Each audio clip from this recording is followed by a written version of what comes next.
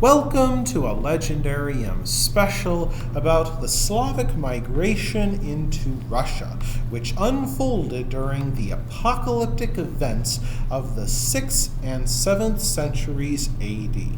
The original home of the Slavs remains unknown, but most scholars believe they dwelled near the Baltic Sea coast, and Roman historians called them the Veneti. A few bold Romans traveled north of the Danube River through trackless forests for hundreds of miles to trade with them for amber. Believed to be the fossilized tears of the lynx, amber decorated the shields and funeral biers of Roman gladiators. Historically, Germans to the west and bloody-minded nomads to the east hemmed in the Veneti. However, the Veneti chance to roam came when a volcano blotted out the sun. Stories are told of the climactic upheavals that followed this catastrophic event. They tell of blood-colored rain in Gaul, yellowish filth falling in showers across Britain, and a dimming of the sun seen throughout southwest Asia. Roman historian Flavius Cassiodorus wrote, "We marvel to see no shadows on our bodies at noon, to feel the mighty vigor of the sun's heat wasted into feebleness." Entire nations across northern Europe went on the move, columns of ox-drawn wagons making their way along rivers and through forests in search of a new home. With the nomads to the east and the Germans in the west similarly affected, the Slavs could go where they chose. They first moved southwards into Bohemia and Moravia. Others moved north along the upper Dnieper River. A cherished Eastern European myth tells of three brothers, Lech, Czech, and Rus, the three legendary patriarchs of the Slavic nations. While on a hunt, the three brothers disagreed on which prey to follow. Czech followed his game to modern-day Czechoslovakia. Lech followed a white eagle until he found it perched on a branch, the red setting sun behind it. The sight so stirred Lech that he founded Poland in that place. Meanwhile, Rus made his way to the far north and founded what would become Russia. While likely folklore, the story of the three brothers does tell a historic truth about how the Veneti split into many nations during their migrations, with one group settling down to found a nation and another group moving on to found another elsewhere.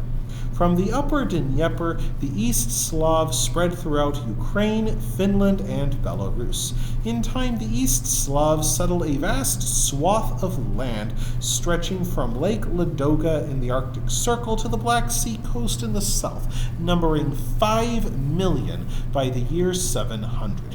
Most lived in the taiga, the half-frozen forest north of the steppe, 1 million square miles of woodland, roughly in the shape of an oval. Coniferous trees with needle or scale-like leaves fill the landscape. Among them one finds fire lilies, wintergreens, berries, balsam fires, and pink lady slippers. A taiga summer lasts only for 50 to 100 days without any frost, yet daylight in the summer lasts up to 20 hours a day, making for a short but incredibly rich growing season. Summer warmth also means melting snow, which in turn means about 33 inches of rain a year. During the winter, the temperature remains below freezing, sometimes plummeting to negative 54 degrees Fahrenheit. In the colder regions of the taiga, a layer of permanently frozen soil called permafrost is found. Mushrooms, lichens, and mosses are the main plants in the Arctic Circle, as they need little water and can grow during snowfall. During the summer, one can find deer, moose, raccoons, and owls amid the woods. One also finds wolves and Siberian tigers, but no apex predator loomed larger in the Russian mind than the bear. One East Roman historian wrote in the 9th century, "People worship bears as gods, and bears live among humans and roam their settlements." A hard land breeds hardy people. Against the crushing cold, Slavs built pit houses with low walls and roofs that rose only a few feet above the ground, mounded with earth for insulation. Farming the taiga demanded brutalizing labor. Men cleared forests with axes and burned the felled trees to make ash fertilizer. This exhausted the land after some years, so the Slavs always slashed and burned new tracts, sometimes moving their communities completely. Wherever the Slavs went, they built strongholds with enclosed earth and timber ramparts surrounded by a ditch. Small villages surrounded the forts and provided the chieftains who ruled there with grain and livestock. A medieval fortress might seem like an evil or oppressing sight to us, but to people at the time it represented security and safety, for only the most hardened conqueror would try to take a powerful fortress. The villages around such forts included only a few dozen people, 100 at the most, headed by an elected chief. Powerful men might take many wives, and warriors would try to capture a bride while raiding enemy villages. Their chiefs preferred to avoid pitched battles, fighting with heavy wooden shields and poison-tipped arrows in chaotic forest skirmishes that rarely ended with mass slaughter. Instead, victorious chiefs forced weaker neighbors to pay them tribute in honey, beeswax, and fur. Slavic warriors and families cherished the bailinas, epic songs dedicated to famous historical or legendary events in days of yore. Generations of bards sang bailinas and passed them from father to son.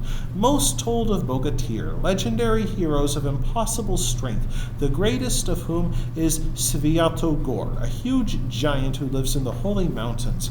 When he walks, Mother Earth shakes, forests sway, and rivers overflow their banks.